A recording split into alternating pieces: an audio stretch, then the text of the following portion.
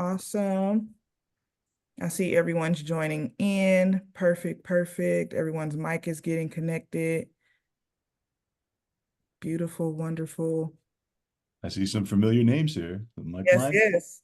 I love to see our clients coming back. Love to see that. Perfect, perfect. Awesome. So we're going to go ahead and get started. Thank you so much, everyone, for being here. It is bright and early on a Monday morning. So I know you could be anywhere else in the world, but you decided to be here with us today, and that means the world to us.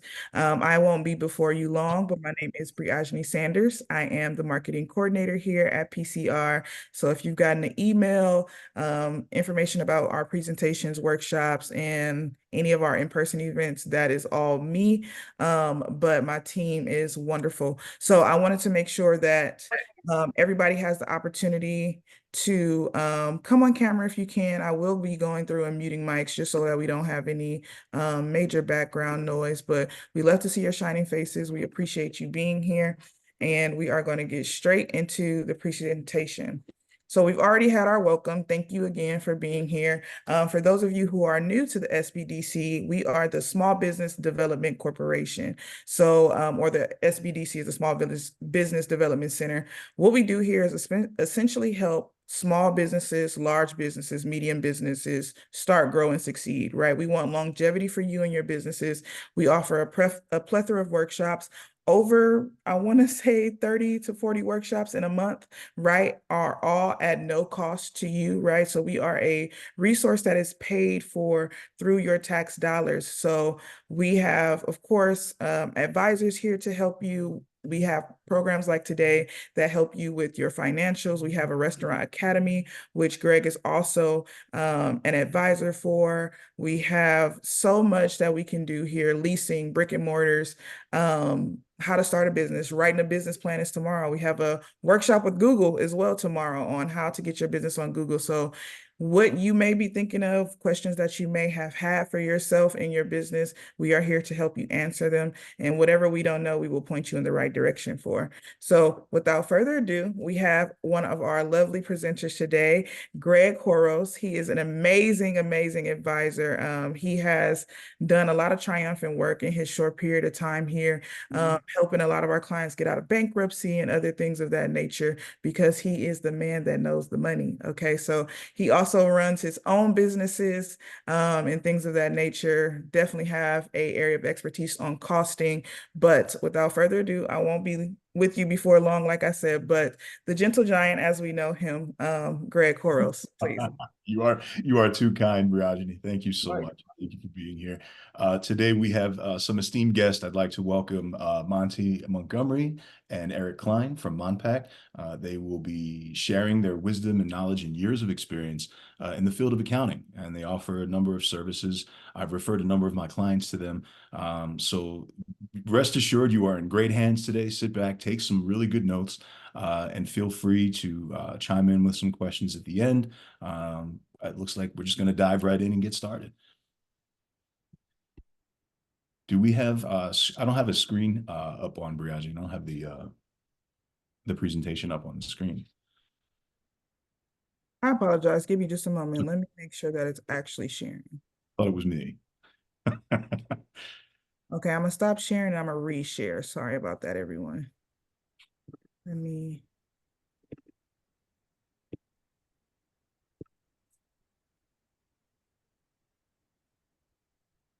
While we're waiting, I want to say hello to all my clients. I see a lot of familiar names in the room. So thank you guys for taking the time in your day. Really appreciate it. Okay, So can everyone? Monty, you want to tell us a little bit about your background, just Hey so we Siri. can know you? Yeah, sure. Thanks for having me. So I'm Monty Montgomery, CEO of Monpac, and we're an outsourced finance and accounting firm. So unlike a traditional accountancy firm that does income taxes and bookkeeping, we pretty much do only the bookkeeping. So what accounting functions will be done by an internal accountant. And we've been doing this for Monpac's been around 18 years. I've been doing this since 1988. I love working with entrepreneurs and helping them use accounting to understand their business better, so they're making better business decisions, and that whole sense of calm, to knowing that you have a plan and you're executing on it, and that's what I think is my passion, and I do that through accounting. So I'd love to chime in and on the presentation when it makes sense, and hopefully help increase your understanding of your own books and accounting topics in general. Awesome. I just want to add here, these guys are the real deal. I mean, I've come across this firm years ago through my own business. And the reason I found them originally is because I was looking for an accounting firm that had reasonable ways to accommodate businesses with a small budget. And they offer a bevy of services. They've helped a number of my clients with issues that were facing them that were potentially very destructive for not just knowing your numbers, and they help them get out of a hole. So I do recommend them. And as we go through the presentation, you'll really get to see that they are passionate about small business and their pain points. So that being said, let's dive into it, right? Financial tracking has a lot of pain points, guys. All of you know this. Any business owner worth their salt understands the importance of knowing your numbers. Financial tracking, if you have a lack of planning and analysis or poor cash flow management, disproportionate profit margins, overwhelming cost of goods. This is a big thing right now in the market after COVID. We're dealing with all sorts of supply chain issues. Prices are going up through the roof, 30 to 35%. It's really hard to keep track of your cost of goods if you're not monitoring everything. And there go, if you can't navigate those costs, you're not going to be able to develop and grow consistently. So knowing your numbers, especially in today's market, is extremely important, extremely important. So the P&L management side basically consists of, well, let's define what a P&L is, right? A financial statement that outlines a company's revenue, cost, and expenses over a specific period of time. Savvy entrepreneurs leverage various strategies to oversee and maintain business profitability. Profit and loss management allows oversight of income and expenditures. When you outline your P&L, and we'll provide you with a sample P&L at the end so you guys can get started, you'll see how important it is to break down what your business faces at the end of each month. Of course, there's the cost of goods for whatever your business may be, whether you're food service or service-based, there's always cost, but then you have your other overhead costs, right? So after you calculate your gross sales, you have to look at rent, insurance, accounting, employees, which is huge in California. All of these things contribute to your bottom line and your net profitability. So familiarizing yourself with those numbers and outlining them in a tangible P&L is really going to help you along immensely.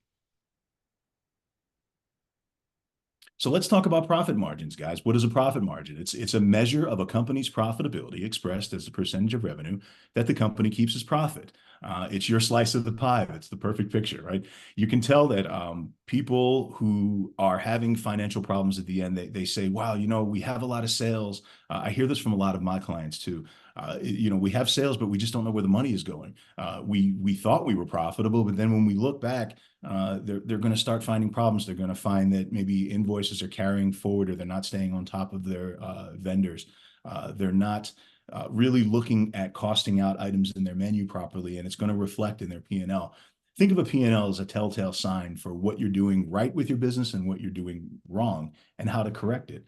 P&L management is the measurement of incoming cash, your income, against the outgoing cash flow, business expenses, to find your net profit margin. Managing a P&L is an ongoing process. It's not just something you do once and forget about it. It's something you get into a rhythm of doing.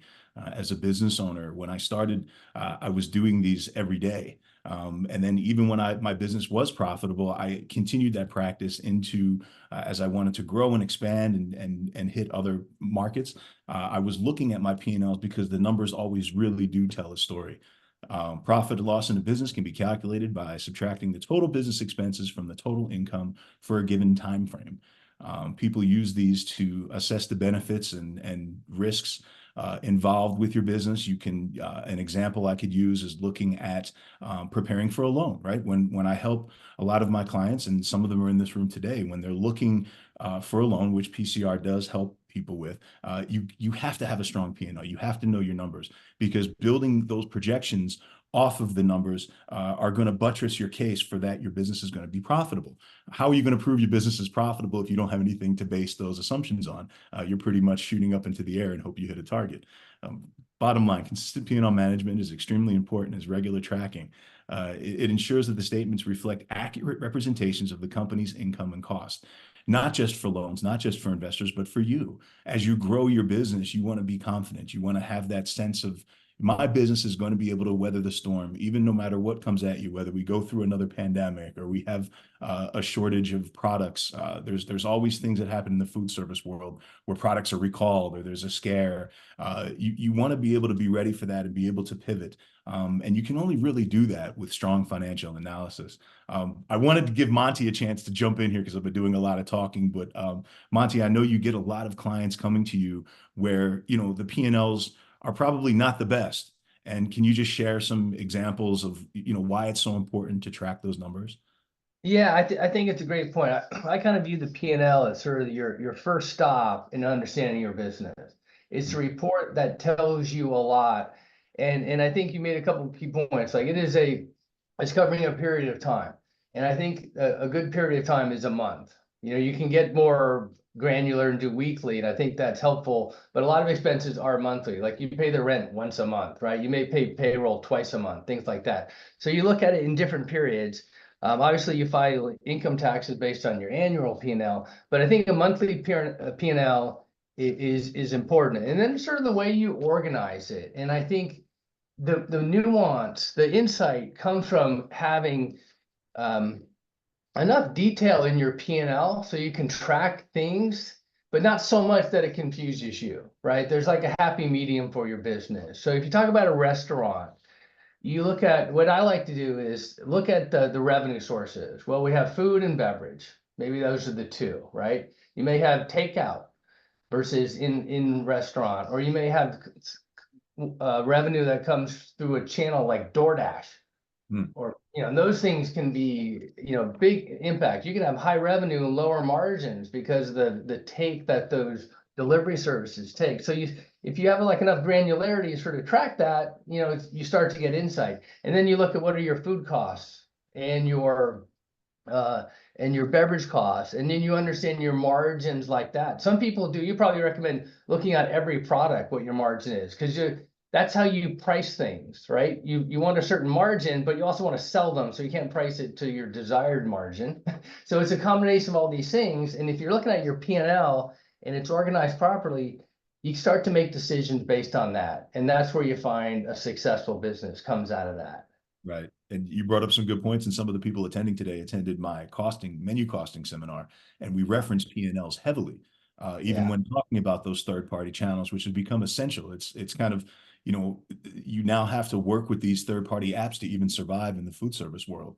And in order to price accordingly, you can't just say, oh, across the board, I'll just charge $1 more and hope for the best. You really have to look at those margins and figure out where the profitability is, because you're competing with other restaurateurs who are doing the same thing in the same space. Yeah. Yeah. And I think even outside the restaurant business, there are things that function similar to those delivery services where they're taking a fee. And you look at that and you're like, okay, if I use this third party to help me sell a bunch of stuff, my volume will go up. Right. Does that impact my overall cost of goods? Can I buy in larger quantities now and lower my cost, which improves my margins overall? And you have to that's where the planning comes in. When you have this data, you can kind of just like play around with the numbers a bit and analyze it. So I think a good P&L sort of guides you towards those decisions that you should be thinking about. Amen. All right, let's go to the next slide. So internal bookkeeping and regulatory compliance, these are key factors why people normally keep a P&L. There could be tax preparation, yearly or quarterly reviews from your lenders or investors. Identify if your costs are exceeding your revenue. That's the point we just discussed. If you're doing bulk sales, but you're just not figuring out why where the money is going, you can look at the P&L and try to figure out if your costs are outweighing, do a cost benefit analysis, as it were, and see if you're actually profitable based on those measures. It just helps you create strategies, guys. You can wiggle enough to get through any kind of crisis if you have the data.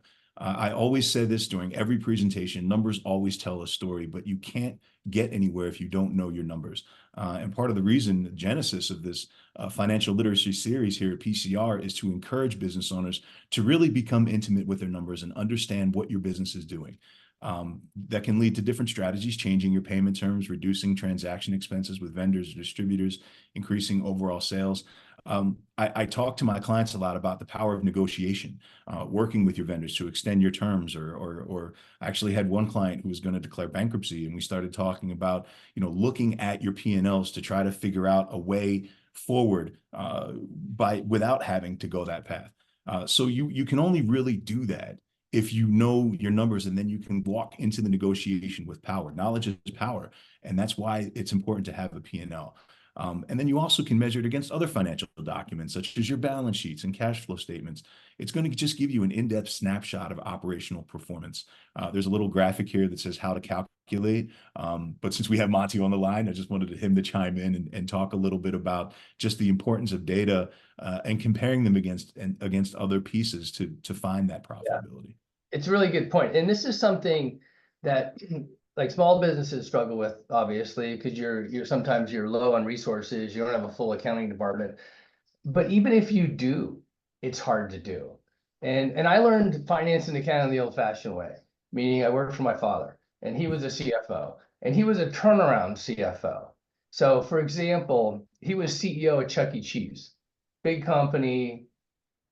Each individual restaurant made money, but overall they didn't. And they didn't have a handle on that. And the only way he could save it was to take it to a Chapter 11 bankruptcy and reorganize it. And now, Chuck E. Cheese is still around, great brand, but they didn't have a handle on it, because it grew too fast without the good controls in place. So for your business, if you can understand what's moving the numbers from month to month, and you have that sense, then you have the ability to create strategies which optimize it. And I think that's kind of it seems like a chore, but as Greg and I are talking about this, it's like we're all excited about the P&L, and they're like, how could you possibly be this excited about accounting? Because it gives you the insights to make your business more successful when you spend enough time on it. You don't want to spend all day on it, because then it's like diminishing returns and you won't have time to run your business. But to the extent you get into your numbers and understand it, it pays off. There's a benefit to that.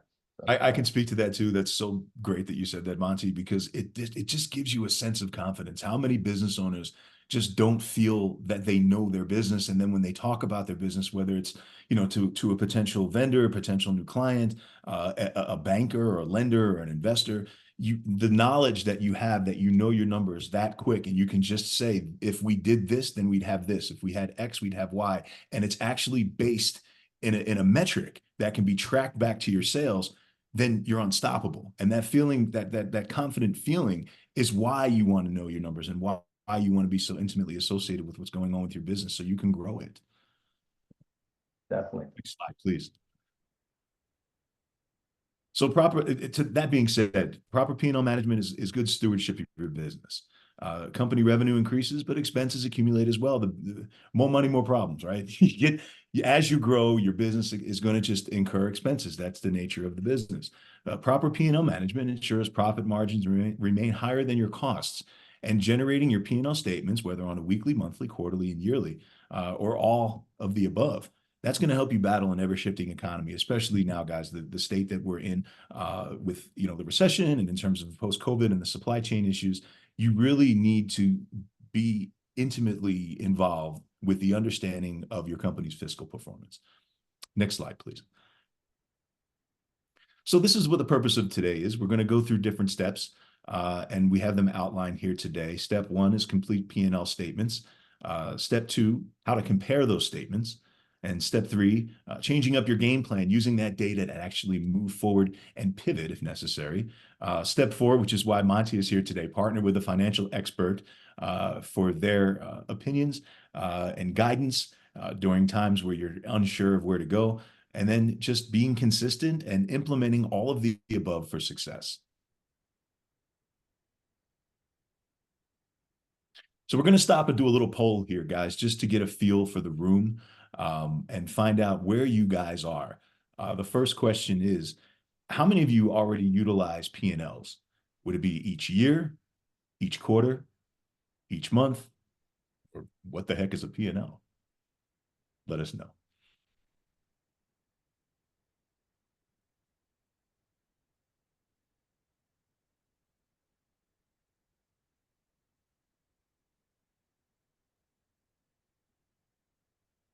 And don't be afraid to be honest, guys. Everything is anonymous. So the more truthful you are, the better the seminar will be.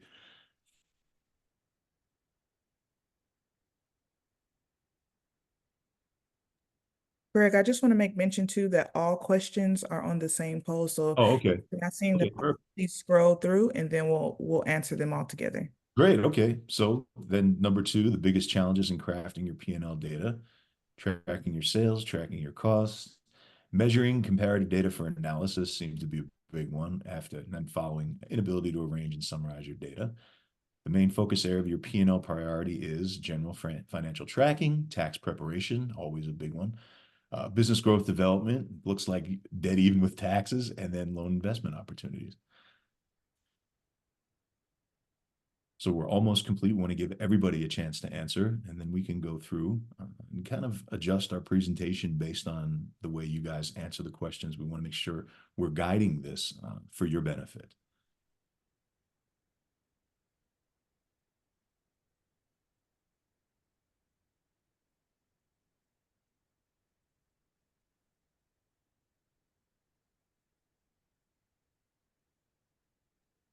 I think we just about That's have. everyone?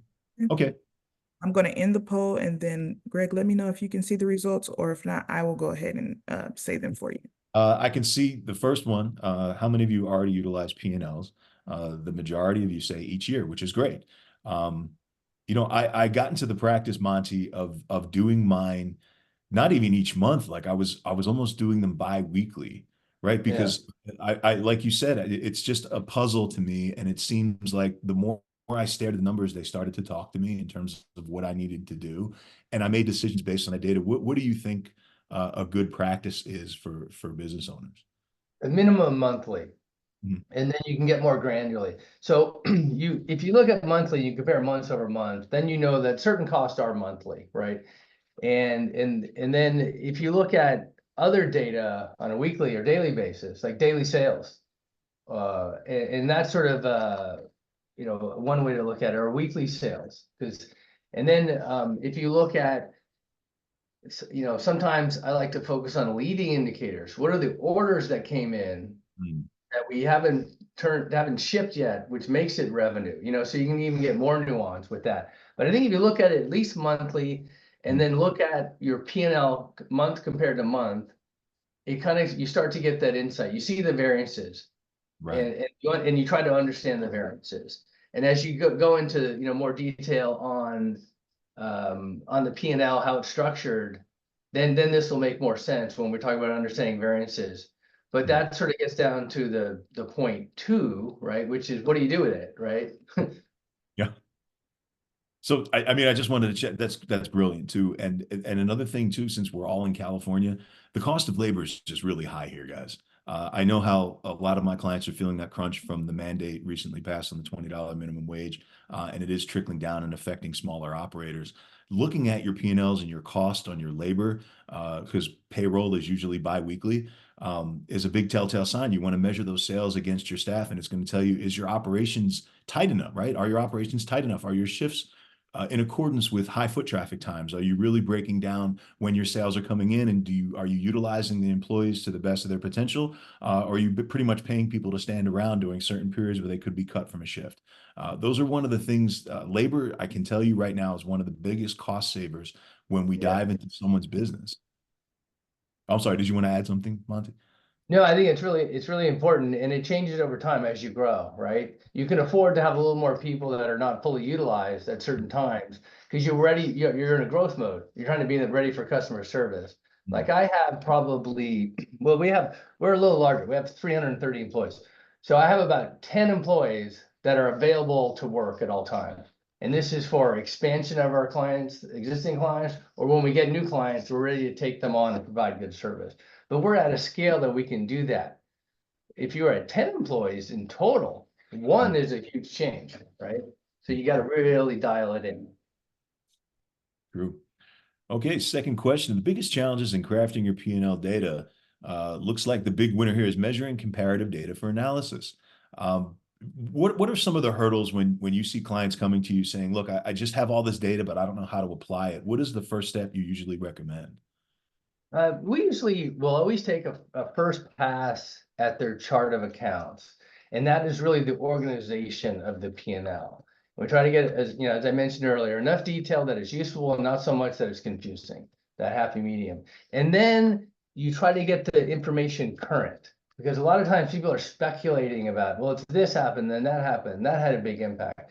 And you don't really know. It's a lot easier to have data in front of you that sort of, you know, is as accurate as you can get it. There's always some judgment, but it's got to be accurate.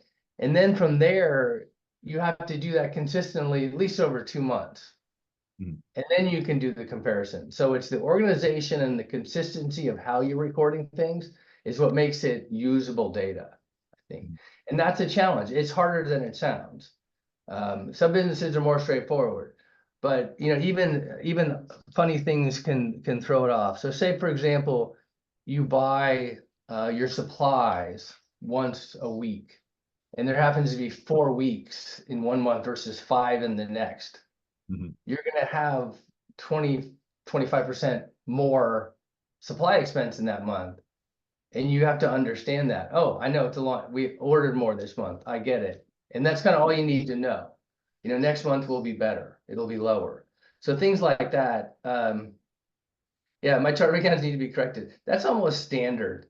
You know, that's what I talk about it all the time. It's the basis for the quality of reporting. So yeah, so I think that chart of accounts, consistent how you record things, and then look at your financials, insights will come. And also, just are they in accordance with your goals? That's why it's important to have a Yeah, comprehensive plan, knowing where your business is going so you can plot ahead. Which leads us to our next question. The main focus area of your P&L priorities is, and it looks like business growth and development, as well as tax preparation. But I mean, the business growth development, you know, if you don't have the proper tracking tools in place, don't expand. I have clients who tried to jump the gun and expand because, you know, they had a good first year, 2 years, and they're not really in place operationally to move forward. And the systems that are in place have not really panned out, and there's still some things that they think are just going to be fixed with time. My personal opinion is, Monty, you can let me know about this, is that looking at the P&L, you want to have a good comparative analysis of at least 2 to 3 years and kind of look at where your strengths are financially and how you can leverage that to move before you expand. yeah. I think if you look at, I like to, when I do a set of financial statements for a client, I like to look at the current month compared to prior month with a dollar change and a percentage change. And then I like to look at the trailing 12 months to look at how the revenue and the profit changed over that time. And, you know, a lot of businesses are seasonal, and you may think that your store or restaurant is not that seasonal, but if you're near a high school and the high school is not in session in the summer, and 20% of your students is that 2:30 to 4 p.m. they come by, they get something on their way home, that's going to drop off. The foot traffic's not there. So sometimes I look at seasonality year to date over year to date. Like if your January through May is higher than last year's January through May, you're probably growing. Yeah. No, that's June an may excellent drop off. point. I had businesses in Hollywood, right? And everybody in LA knows, like, November, December, the town shuts down. It becomes a Yeah, ghost town. People just leave, right? So throughout the years, you kind of look and you can anticipate, okay, so I have September, October, maybe I'm going to hit a peak, but I know I'm getting ready for this lull. So let me prepare myself, with my vendors. Let me change the way I'm ordering my inventory. Let me change the way I'm staffing. And then when I yeah, get back to the first week of January into that first quarter, I'm off to the races. right. It's a great Yeah. point. Awesome, Yeah. guys. Well, thank you for participating in the poll. Let's go to the next slide, please. P&L management and specific periods, right? We just talked about this. Manage your profits and losses by creating a P&L statement. You can do this monthly, quarterly, or annually, depending on how closely they intend to monitor the company's cash flow. This is used to identify the financial patterns. Monty just spoke about this. Busy seasons and where your money's actually going. Assess how much money your business is spending versus your daily intake from sales, and make organizational decisions and review companies' financial accomplishments. For me, guys, number 3 is just so important because I've made every operational decision with my business based on the numbers. The numbers just don't lie. If you're looking at labor, if you're looking at what you're paying on your rent, if you're coming up to negotiate on a lease, there's many factors that contribute towards how your business is growing and what direction you're going in. Even if you're going to go for that second location and you're kind of putting together an LOI, you want to look at what you previously experienced. You want to be able to kind of go through your point of sale and look at your foot traffic, and hopefully you did your due diligence for the new location and you can kind of anticipate what your numbers are going to be. It just arms you with that information and the confidence to move forward. Do you want to add anything to that, Monty? No, I think you covered it pretty well. So I think this one, to me, it's just like makes perfect sense.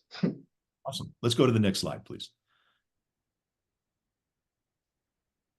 Basic P&L statements pretty much contain these elements, guys.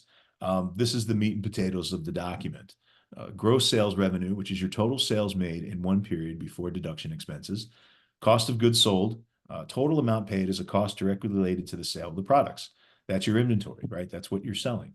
Your gross profit is equal to the company revenues minus its cost of goods sold. Then come your operating expenses. And I'm gonna have Monty help me with this one, because this is where people get lost a lot of times, is differentiating their cost of goods from their operational expenses. But these are expenses incurred as a result of normal business operations, but it is not your cost of goods. And just below your operating expenses, you have other expenditures unrelated to main operations, interest, restructuring costs, etc. And then you derive your net income from your sales minus your cost of goods and general expenses, taxes, and interest. Monty, can you add some clarity there? Because I've just had a recent conversation with a client, on their P&Ls, and they were putting all sorts of things under cost of goods, which made their cost of goods look exorbitant. Right. So what's a good kind of practice for business owners to differentiate and assign those categories correctly?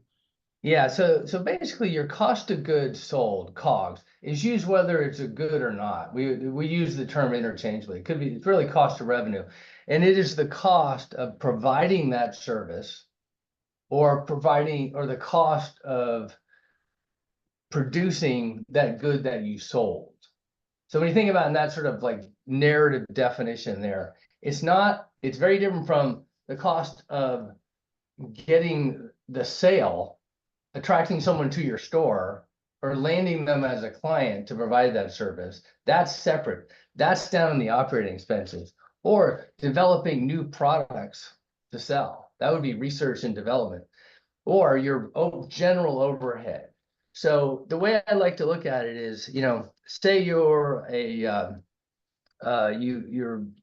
have a guitar, teaching business, and you have you charge students for the hourly lessons, and then you pay the teachers their labor plus the associated burden on the labor to give the lessons.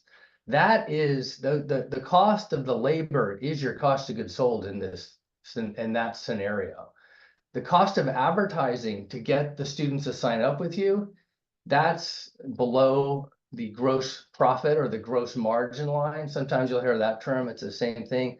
So the way I'd like to organize it is to make sure everything is in cost of goods sold and is really specific to providing that service or that good. And then below that line, I like to organize the operating expenses into kind of like broadly two categories. The sales and marketing expense of getting that revenue, of attracting or generating that revenue, and the general overhead. And so, and let's assume you're not doing research for years on a device or a drug or something like that, like a normal traditional high-tech startup, is that you're just in business and you don't have the R&D. So if you can look at like, what are our gross margins? Are these reasonable? Are we making enough profit in terms of percentages and in dollars on each sale to make, to cover all of our other expenses? And then if you look at just the sales and marketing and compare that to the gross margin, are we efficient in attracting new revenue? That's another way to look at it. And then what's left has to cover your overhead and your other expenditures in order to show a profit. And that's why I like to break down the OpEx a little more detailed. Does that answer the question enough on what's in COGS or not? You can throw some questions at me and I could say not in COGS or definitely in COGS, you know. Yeah. And it's a No, gray that's area sometimes. Sometimes you're selling and you're also working, you know, right. at the restaurant as a server, you know, as a cook, right? So, Mhm. yeah, it's a little complicated, but I think, you know, figure it out and then be consistent. So then you can compare things month over month. If it moves Absolutely. I all always over, recommend that's confusing. Yeah. I always recommend breaking out things incrementally just so you can really zero in on what your costs are, right? So if you're a restaurant, you know, your cost of goods is your inventory. Some people are QSRs that have retail and food menu items. So they're tracking their sales on their inventory, they're tracking their sales on their menu items. And then you want to track what their labor cost is, right? So having all those things cut out individually are going to allow you to be more efficient, right? If your labor is like 40, 50%, right? You know, you're spending too much, and then your cost of goods, you know, you want to make sure you're around that 30%. When you see yourself started going to 35, 40%, you're going to start talking to your vendors. You're going to start looking at what's going on, a price going up. I know when I saw that in my own business, that's when I started picking up the phone, calling my vendors and being like, what's the deal with the price of cheese or bread or meat or whatever's going on in the market? And you start negotiating and talking people down or figuring out how to buy bigger in bulk so you can save on those costs. Great. Awesome. Awesome, guys. We're really moving along. Next page, please. Perfect. So comparing your statements. After carving out your P&Ls, begin making comparisons as soon as you have statements available for several accounting periods. Again, this is monthly, quarterly, annual, financial. These reviews can help you determine your current business practices, their successes, and identify whether your business is stagnant, growing, or declining. We did this almost every month during COVID, looking back at previous months, previous years, and having that historical data really saved us and helped us navigate through that pandemic stage, where we were like, okay, we did this and we can typically look forward to this. There was no way to see into the future and know what was going to happen, but you kind of had to hold on to your data and figure out this is the best course of action based on this. You're making informed decisions. Comparing statements is just something that I did relentlessly throughout the life cycle of my business, just to determine if my company's profitable in a certain year or less than other companies, right? You can look at the end of year. There's lots of ways to compare end of year data. I recommend when my clients are looking to go into a new market, they kind of look into what other businesses are doing, what their foot traffic is, to have that comparative analysis. You can do that with your own company as well, right? Just look back at the numbers and figure out, you know, you're using these observations to determine whether you're going to make these changes. It's scary enough as you're growing as a business owner to make a change, whether you're moving into a new space, whether you're renegotiating a lease, whether you're going into a consumer packaged good, maybe you're a successful restaurant, you want to start entering the wholesale space. You really have to look through those numbers to make sure that the decision you're making makes sense for your business. Monty, was there anything you wanted to add to that? I think you made some really good points there. One thing I like to look at is when I'm looking at my expenses are which ones are fixed and which ones are variable. Right. So as your revenue grows, what expenses go up automatically and then what remain the same. And then what that does is help you determine your break-even analysis, right? So if you're thinking, hey, if we start selling our packaged goods out of our restaurant, we can sell a lot more with the same rent because we can hire some people to produce off hours what we need to sell as opposed to consume internally. That may make sense. Or you may need more space to produce this stuff and package it. Therefore, there's an additional fixed cost and maybe a variable cost associated with it. So if you just look at things fixed versus variable, you'll kind of understand what impact it's going to have on your profit. Another way to look at it. That's a great point. Amazing. Let's go to the next slide, please. Changing up your game plan. Identify areas of your company's financial health that can benefit from improvement. You implement those operational changes or operational plans rather to minimize cost while maximizing profit. We talked about this before, right? Capping wasteful cost of goods spend, looking at your bottom line at the end of each month. That's why it's so important to know what's going on with your business month to month, whether it's a slow season or a busy one. This allows you to create a new business growth strategy.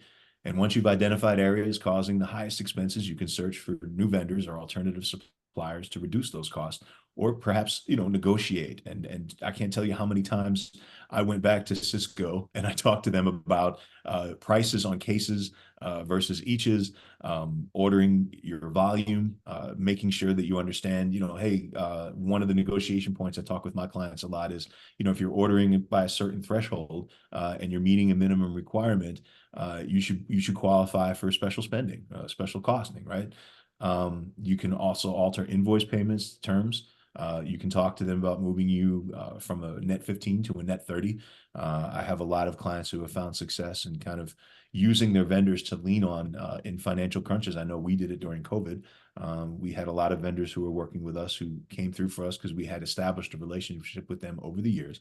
And we knew that just, the costing that was going on was kind of high in terms of what we were doing, and we were meeting the minimum. So we were able to negotiate and kind of extend those terms out during that crisis. Same principle works for staffing during high traffic times and cutting staff during slow periods. I spoke to that. Being operationally efficient with your labor is essential in any business. It could be a service-based business, food service business. Labor is a big expense. A bloated labor spend is something I deal with constantly with client pain points. P&L management process can also include creating new ideas for making additional sales via marketing and increasing your overall revenues.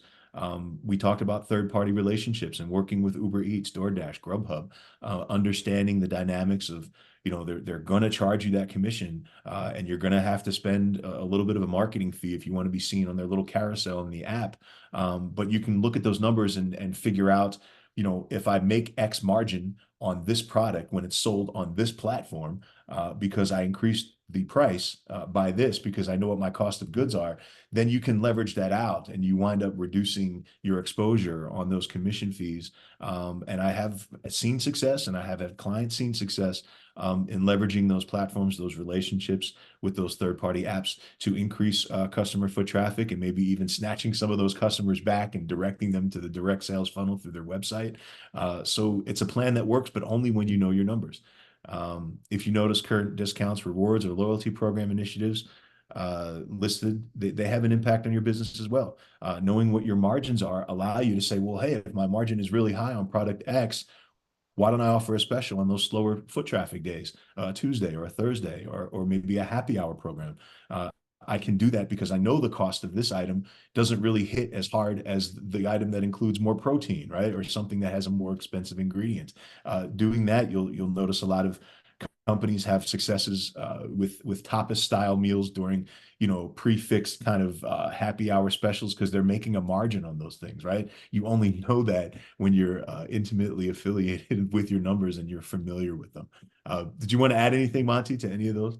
Yeah, I think it's a good point. If you have the ability to analyze these things, then you can make these decisions. And I try to present myself from being too much of an accountant sometime, right? Where I can be over like spreadsheet driven, looking at numbers and saying, well, that's how you should do it. And that's nuts because it's more complicated than that. Remember when Groupon came out and it was a huge, everyone's like Groupon, and then you're giving up like 50% off, or buy one get one. And that was obviously impacted your margins, right? But it was marketing, right? You were trying to get new people to then become repeat people.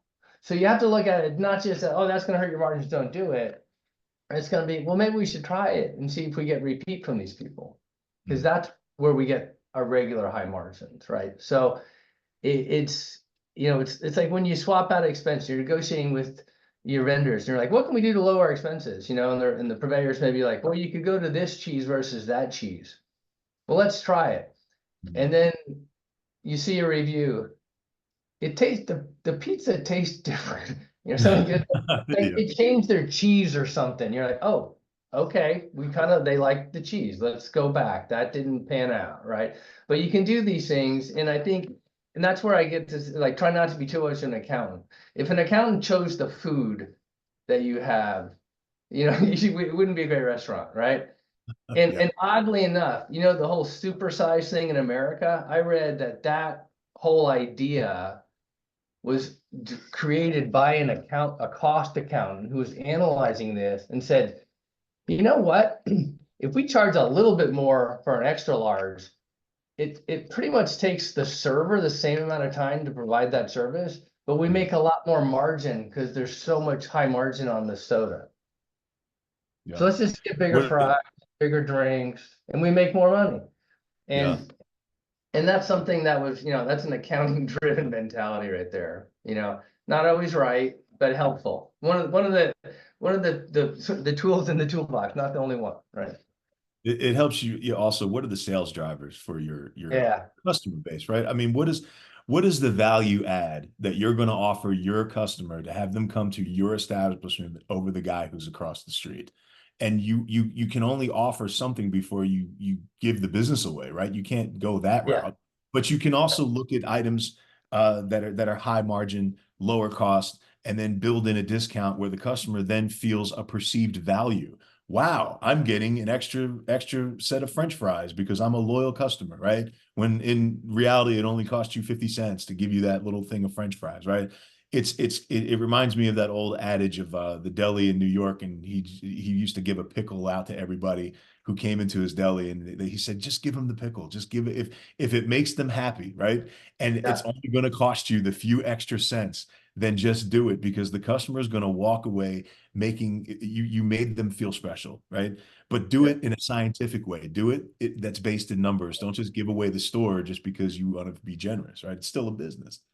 Excellent points. Wow, we're moving along. Next slide, please. So here we go. This is where the rubber meets the road. Why we have Monty here with us, partnering with a financial expert, guys. This is just essential. Many businesses, especially in the startup phase, they're just running everything. They're doing all the hats. They're doing operations. They're the boss. They're cleaning the store. They're unloading everything. You're going to burn out, right? You need to have a savvy partner by your side, especially if you expect to grow and expand. And partnering with an accountant, CPA, or financial advisor to help you review and compare those statements alleviates that strain. I can't tell you how many times, guys, I was so thankful that in the early stages we partnered with a financial expert who wound up being a close family friend after a number of years, helping us through all the trials and tribulations that our business went through. But to talk about your time and what it's worth, right? You're building your business obviously so you can have a better quality of life. Certainly, you want to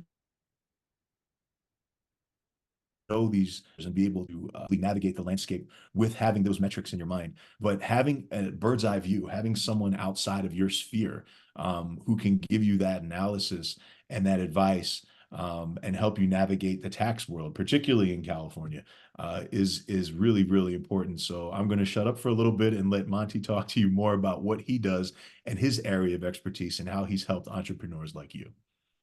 Yeah. Okay. So what we try to do is, do the accounting, keep people in compliance with all of the various tax and regulatory things that relate around accounting. This could be sales tax, income tax, um, and also we try to look for other opportunities that you may not think about because you don't do accounting all day like we do.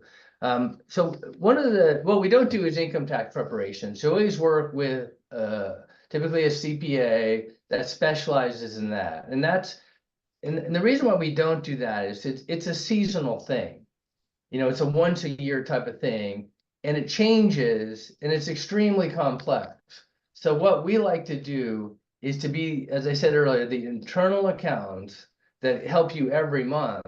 And then when it comes time to do tax planning, give the information to you and the CPA in enough during the year, not after the year, but try to do it during the year to see how you're doing. Is there anything we can do to lower our income tax expense? If you're fortunate enough to be in, a profitable business where you're paying taxes.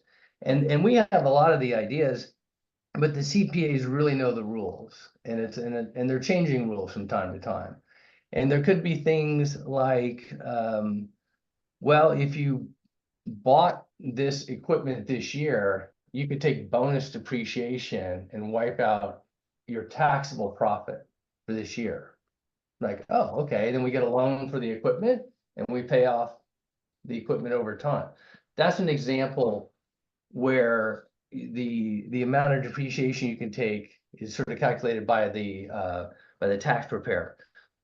It could be also be like, if I make a contribution to my retirement account, you know, what form should I do that? Is that beneficial this year, or is it not a good idea? So that's why we do it in conjunction with it. But what we really try to do with our clients, especially new businesses, is help them get their books set up right. Whether we're recording everything or they're recording everything, if it's set up right, there's a place to put the information. And then from there, we may check it once a month, once a quarter.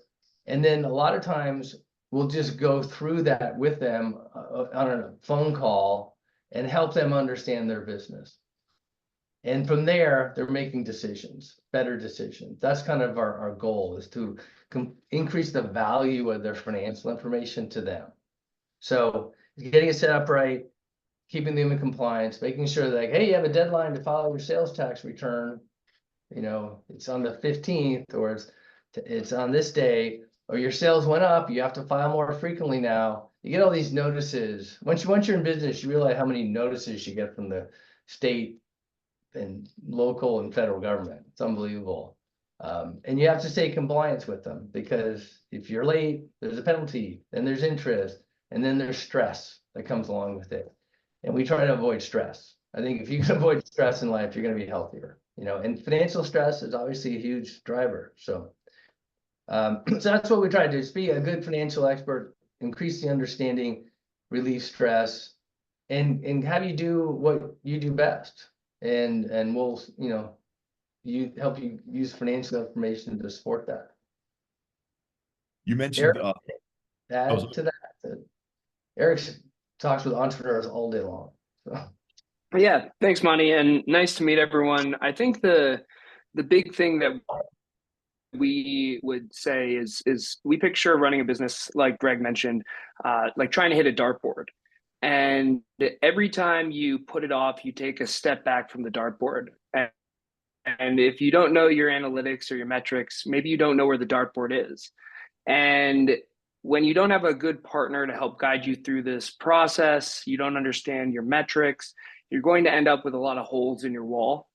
So what I would say is, if you have someone on your team who's helping guide you through this process more regularly, more frequently, and they're doing it the right way, you're standing really close to the dartboard, you know where the bullseye is, and you even have a scope where you are just honed in right on the middle. So everything, when I talk to entrepreneurs, they said, yeah, I have a lawyer. Of course I have a lawyer. I don't know how to navigate the legal world.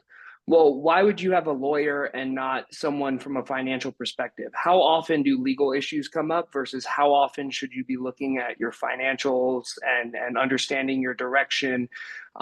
Understand where you are and where you need to go based off of your financials, your costs, your margins, and all of these pieces. And then you can focus on your business. But for some reason, when it comes to accounting, people say, oh, I can do the accounting, but I need a legal partner to do the legal piece, where I would say it's just as important, if not more important, because it's day to day as opposed to whenever it comes up. Those are great points, guys. I did want to go back and ask some questions, because you mentioned regulatory agencies, and so many people get caught in this trap of losing track of, you know, addressing things with the Franchise Tax Board, the CDTFA. Can you just share a little bit about, you know, compliance issues and some of the things you help navigate with clients who are facing them? Yeah, I would say, you know, it's good to do some research about your industry and what are the expensive things, right? And if you are in California, you're probably subject to almost all the taxes there are available. We seem to tax most everything. Other states do things differently. And so, and they tried to not put too much of a burden on small businesses, because they know you don't have a massive accounting department to handle all this stuff. So that, but it's still complicated. So for example, the sales tax, what you sell may or may not be subject to sales tax. And so you have to sort of become a little mini expert on that. And then think about, well, what if, so you're saying, so services, services in California are not subject to sales tax. So if you have the guitar lesson company, you don't charge tax on your services. We don't charge tax on our accounting services. If you're selling a product to a business, and they're the end user, it's probably taxable. If you're selling it to a business that's going to resell it, it's not taxable. And then sometimes if you're selling that same product not to a business but to a government hospital, they may not have to pay tax, right? So it's super complicated. So do research, ask help from experts, and make sure that you are staying in compliance. And the reason that's important is because obviously I mentioned penalties and interest, because they will eventually catch up with it. So you can't ignore it for too long. And the other thing is, everyone here may be generally starting their business or in the first few months or years of doing it, but at some point you want to sell your business. And when you sell your business, someone comes in and scrutinizes everything that's ever been, whatever they can find out about your business, called due diligence, right? So, and maybe you bought a business and you went through this yourself. So in that case, so I've sold as a CFO, I've helped clients sell 7 companies, and some were big. One was, in Pasadena, it sold for just under 200 million to Cisco. So one to Google, that was a ton of work. They were all a ton of work. And one of the things they always say is, where is your revenue? Where'd you get your revenue? What jurisdiction? And then send us also every letter from every government agency you've got in the last 3 years. And then they just compare to see if you're compliant. And if you're not compliant, they go, ooh, I don't know if we can buy you. We don't know what kind of problems we're buying. We may owe a gazillion dollars in unpaid sales tax, right? So think about end game, you may want to be in compliance here. And then there's also certain strategies around it. Maybe you stay, you do things to you mentioned labor in California. That is pretty complicated. And there's a lot of good reasons why it's complicated. You're trying to protect workers.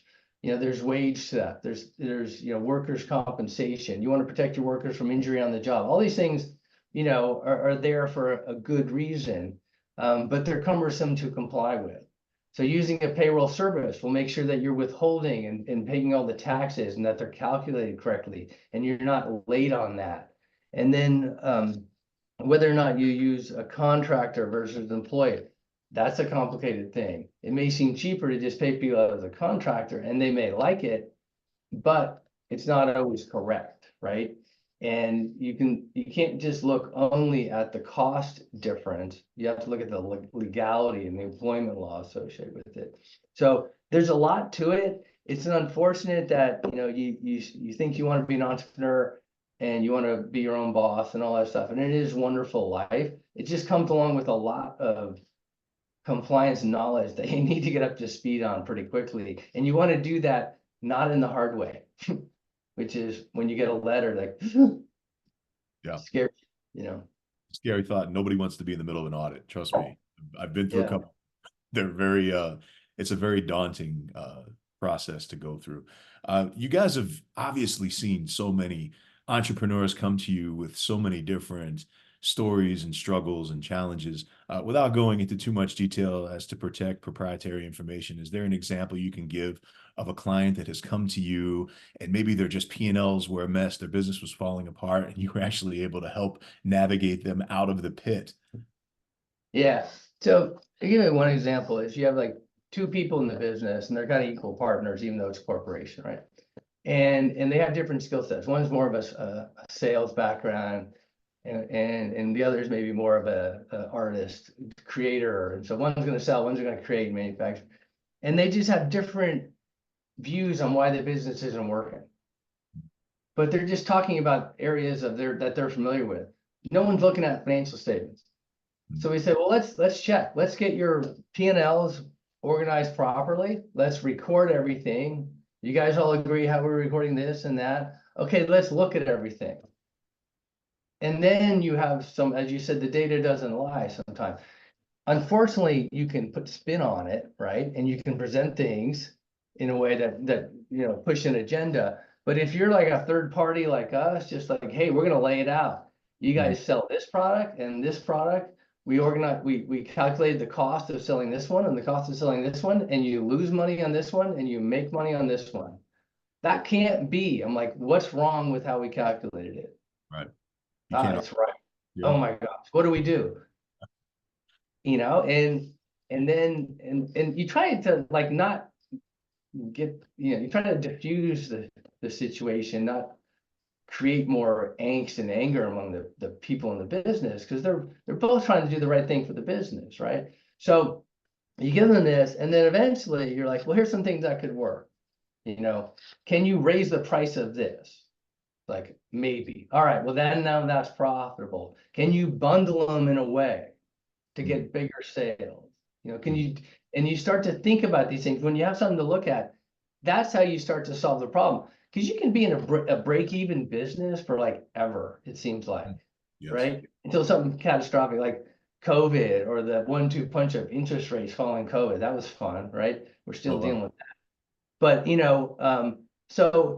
so I think if you can understand your business and your numbers enough, you're making these tweaks. And sometimes we do it, unfortunately, in a very human, unpleasant environment of partners conflicting. And so, but I think if you can provide that information, smart people that know their business, they'll make good decisions. They'll figure it out. And occasionally it's just like, I think we got to exit this product. We got to stop doing this. It's just not, it looks like it makes money. It generates revenue. It just costs us money to have it, That being said, so say a client comes to you, right? And you guys have had these scenarios throughout the course life cycle of your business. If a client can do one thing to make your job easier as they approach you and say, I need help, what would that one thing be? Just keep records and be transparent. We're not, we get clients in all sorts of scenarios. Sometimes they're new businesses, sometimes someone left and no one was doing the accounting. We got a client a couple of years ago, and he was referred in by someone. He had a fairly complex business, and he was going to sell it. He just didn't tell us he was going to sell it. If we had known that, we weren't going to tell everyone in the world he was up for sale. We would have we were going along sort of methodically doing things, but he was under more of a time crunch, right? If he was just like, hey, okay, don't tell anyone this, but especially my employees, but I'm planning to retire and sell the business. So okay, so we're going to approach this a little differently. Mum's the word. We won't bring it up because that can disrupt your business, but we're going to do things with that in mind, right? And a lot of times, they're kind of like, well, you're an outsider. We're not going to tell you everything. We kind of figured it all out anyway, because we're looking at the numbers. We know, how much money you're making out, how you're taking out of the business. And so if you're transparent, give us access to stuff, it's more efficient for us to do our job. Right. And we're really, accountants are independent. We're here to help. We have our own rules. We have the accounting rules we're supposed to follow. We're not cops, right? We see people do some crazy things like, who is this one employee? It's like, oh, well, that's my mother-in-law.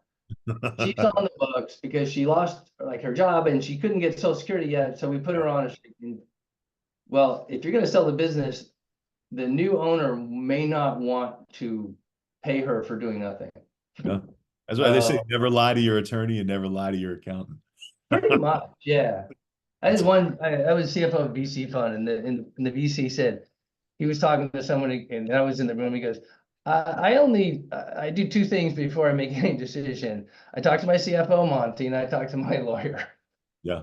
If it's legal and it makes financial sense, then we do it. But if not, and he was kind of like making me the bad guy. I'm like, fine, I'll be the bad guy. Great answer.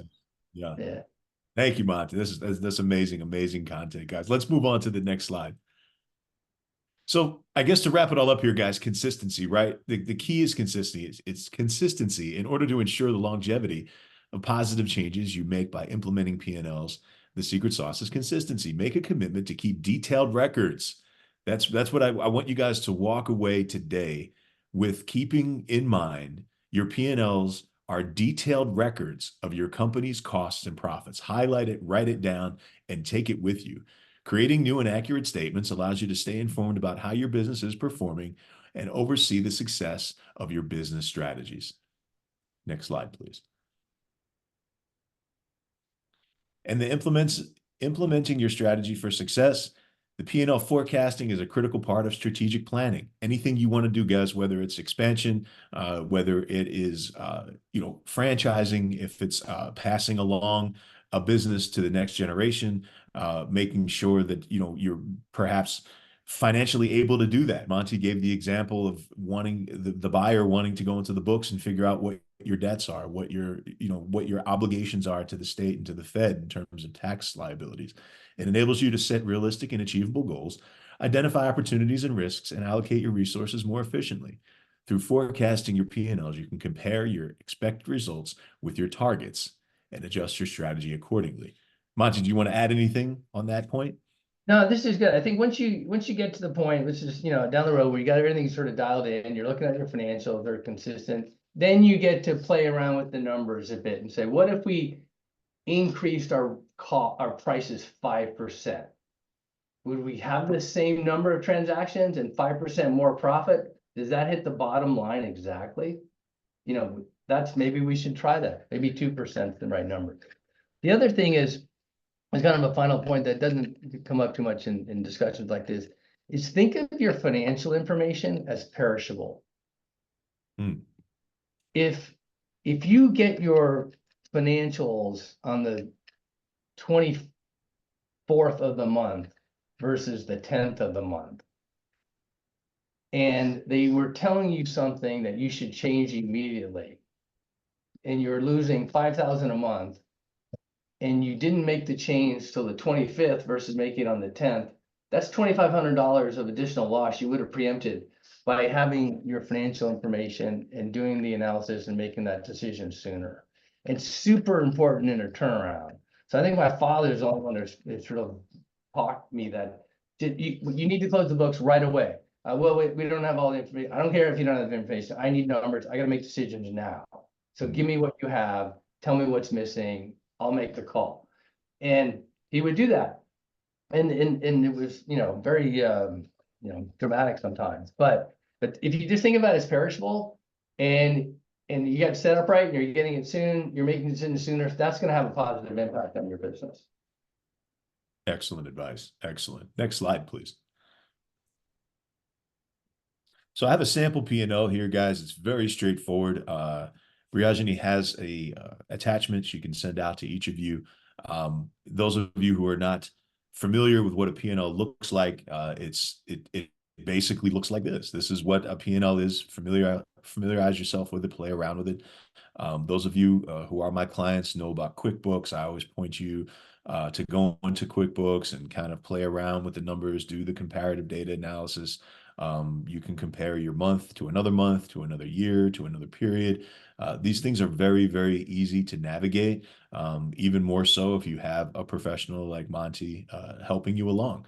So Monty, do you want to talk a little bit about just the P&L statement itself and how people can easily be intimidated and how you alleviate that concern?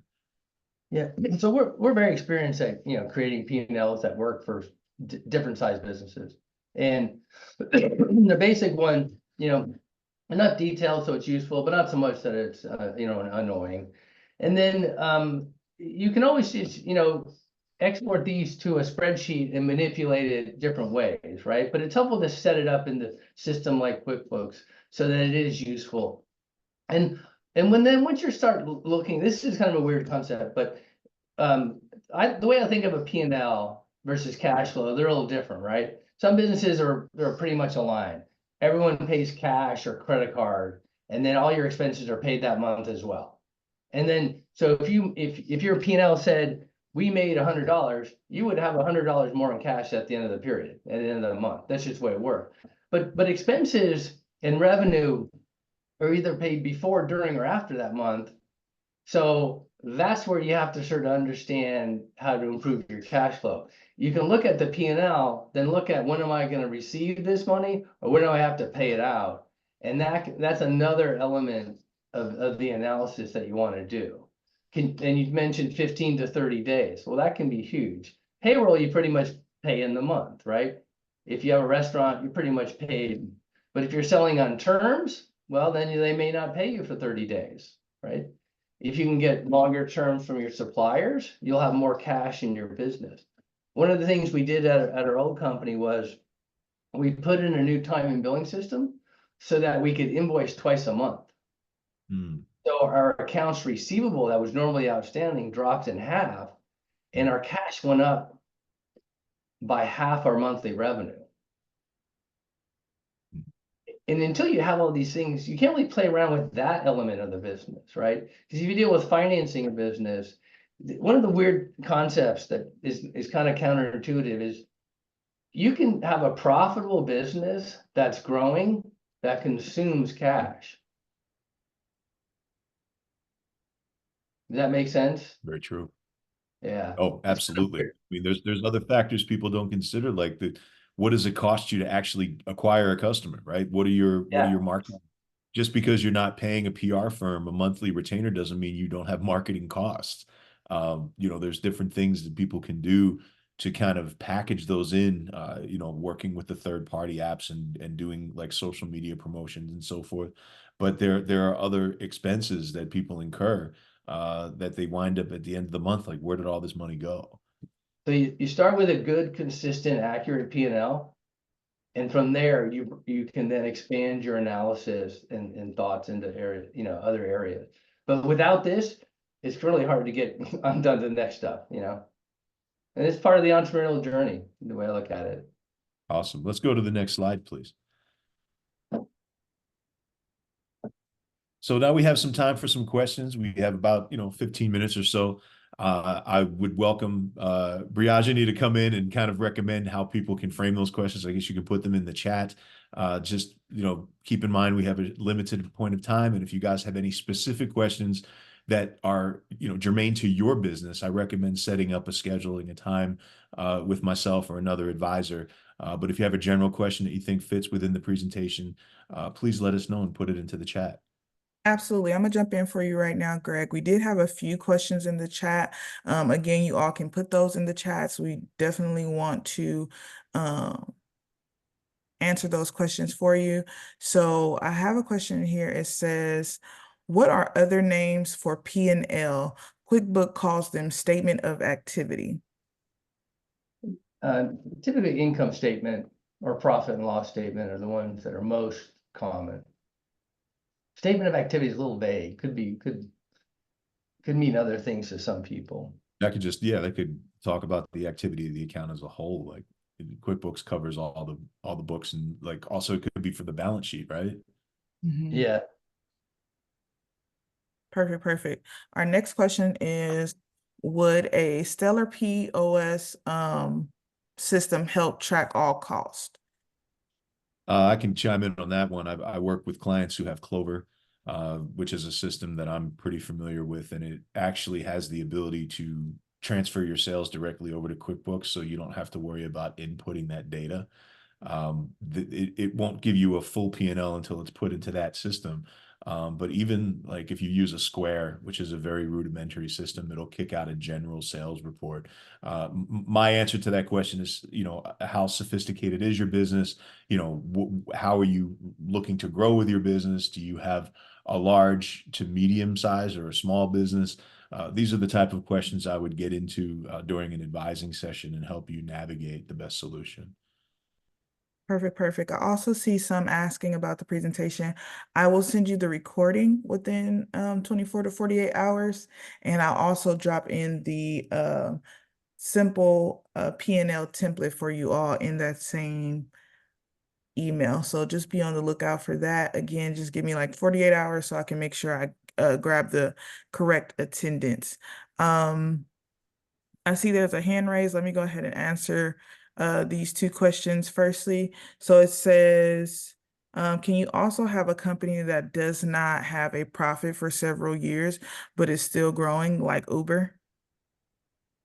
I think that happens. And Amazon was another example. When they started, they just tried to grow as much as long as Wall Street was going to give them capital to grow, they were going to try to get as much market share as possible.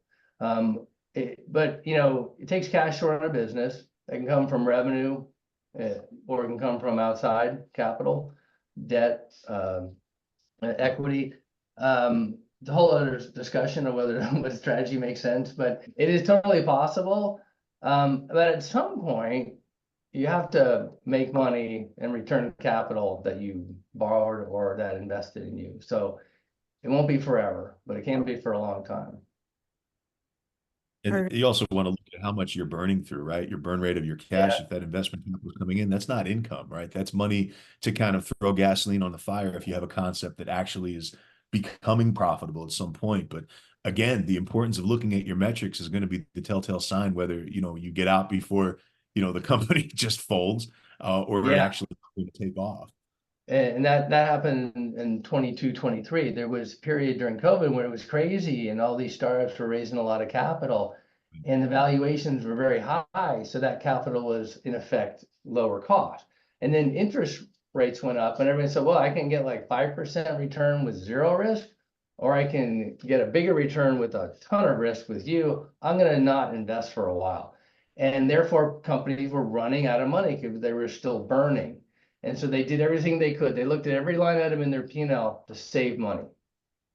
And then they said, well, we can't raise money now. It's going to be too dilutive. We're going to have to give up so much of our company. Let's wait as long as we possibly can. So they changed their strategies. Otherwise, it was gas on the fire. It really was. It's crazy.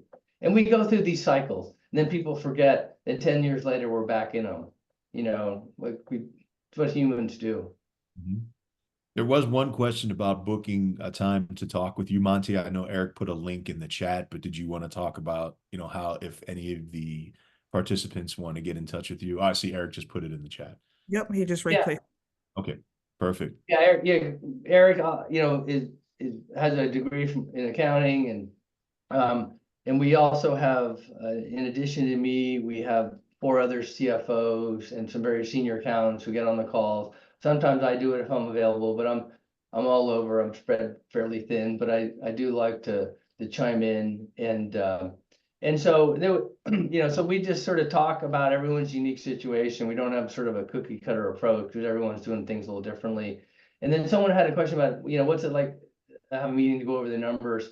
We typically close the books, and it's usually like a half hour, or so, where we discuss things with them, and that's with our accountants. Our accountants we have accountants in the Philippines who are English speaking and very familiar with US accounting and compliance.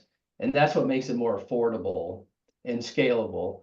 And our CFOs are located in California, and they do things like, hey, I need to figure out how to finance the business or something like that. And they'll help strategize about that. But the accountants are great at organizing the financial information and describing what happened from one month to the next to give you that understanding, the complete understanding of your books. Sometimes we write it out in a narrative, in a memo, because and that was, if you think about it, you're looking at numbers and you're reading about them, that it should answer every question you have about those numbers. That's the goal if you've done it right. It takes a lot of time to do that. So you sort of summarize it, then you discuss it, kick it around. Do you have any ideas? Well, this number seems it's growing every month. Okay, let me manage that. Anything that you put energy towards, you're going to fix, right? And if you start focusing on some number that's growing, you'll figure out a way to fix it, get it back in line. So you're back to profitability. Great. Was there any more questions before we move forward? Yes, I have one for, I think it is Chef Kia or Kaya. Please let me know if I'm pronouncing that correctly. Their hand is raised. Yeah, it's Chef Kia. Can you hear me? Yes, perfect. Okay. Yes. I'm looking at my P&L from last year right now, and I'm looking in the way I have it stored is just I have food and beverage, and we have the amounts going there. But from what you were saying, I'm thinking that I should probably detail the actual list of the food items so I can know which ones are doing well. Um, is that is that what I should do, or what I should do in that place? It would, I think, tell me which items are doing well and which ones, because I don't know at this point. I mean, I have an idea because I'm in the field, but I don't know. Yeah, And that's a wondering, good question. You kind of, how do you, so some people set up by vendor. I don't like it by vendor. I like it more like by the type of product that you're doing. If it's let's say it's, flour, butter, oil, things like that, you would have those categories defined clearly. And you would look at because eggs, for example, have gotten very expensive, right? You can track things that way. And you would look at it like, okay, our revenue and our unit sales are the same for the past 3 months, but the cost of eggs has gone up. So maybe we need to find another purveyor of eggs because ours just kept raising their prices for some reason. And it could be that the egg expense has gone up, but the revenue has gone up as well. That would make more sense, right? So it's kind of I like more detail, but a okay, lot of times we come in and we see a bunch of detail and we reorganize it all. Yeah, A I little, like detail, but like if you have a QuickBooks and you're entering an invoice into QuickBooks, it allows for each category, right? So you can say yeah. on this particular invoice, I had X number of beverages, X number of, bread, X number of what have you. And then it'll break it down for a future analysis. It just takes the extra second to allocate that in that field. But if you want to ever go back and say, hey, what did I spend on beverages in 2023? Versus 2024, you have that data, you could pull it up at the click of a button. got it. Thank you. Perfect, perfect. We are down to our last 4 minutes. I wanted to just thank Greta again, thank Monty again, and to thank Eric for their time. I know we have a few things left at the back of this presentation, so I want to make sure that I run through those very quickly for you all. I just want to let everyone know that we absolutely have a plethora of workshops here. Again, like I mentioned, we do about 25 to 30 workshops in a month, and they cover some of the things here, especially some of our special events, social media branding, commercial leasing, like I said, Restaurant Academy. Greg is amazing, as well as Celeste. So whatever you kind of need, we also offer those workshops on financial planning, as well for your business and even how to sell your business. And next week, we will be doing how to franchise a business and the top 10 mistakes that most people make when they're buying a franchise or going into a franchise. So we also want to let you know that we do have a survey that will come out. Please let me know how you enjoyed this workshop. Be as honest as possible while also being kind, so that way we know how to improve strategically and benefit you more than, everyone else. We want to make sure that our clients are taken care of. Definitely find us on Google as well, and then follow us on our social media. You will see a lot of our events there first before it goes up on the website and things of that nature. We are getting into doing some in-person events as well as some evening and weekend classes. We know that you all are, although you're working on your business, you are also still working, for a lot of you also. While you're in that 9 to 5 space, we still want to make sure that these workshops are available to you. So please meet with your advisors. We also double as a CDFI, which is essentially a small bank. So we offer lending as well. So get with your advisors, talk to them about how to become loan ready or even how to become grant ready, because although the money is there, it has to be properly accessed through the right channels. And that goes through the 6 C's of credits and then some. So we just want to make sure that you are fully aware and prepared before you receive the loan, that you are prepared to use it. So you can tell us in the chat what is something that you learned today that you'll take away with you all. And again, I will send out this recording as well as that link to the template, the P&L template. Yes, Kia, we do offer grants. They are not as abundant as the loans are, but and there for certain things. I have to look, I would say reach out to your advisor, because sometimes they are like, we can do it for a certain period based on, you know, what our partners or lenders give us, because we are funded. So as a nonprofit, we are funded. So sometimes it is specifically to Restaurant Academy, specifically to women-led and ran organizations. So it really just depends on what we have available at the time and how quickly these things may go. Perfect. Ruth says, try to have a P&L every month. I love that. I love that. Anyone else before we close out? I know we are shy of 60 seconds. Awesome. Well, it is 11:30 on the dot. I do not want to hold you any longer. Thank you all. Thank you, Greg. Thank you to the team. And yes, Pamela, the importance of reviewing the P&L statement monthly. Review those business plans. Thank you all. More time for that financial drafts. Asia, send me an email. I have a quick meeting after this, but I can call you this afternoon. Awesome. Everyone have a good rest of your day. Have a good one. Thank you, everybody. Thank you for having me. Take care. Bye-bye. Thank you.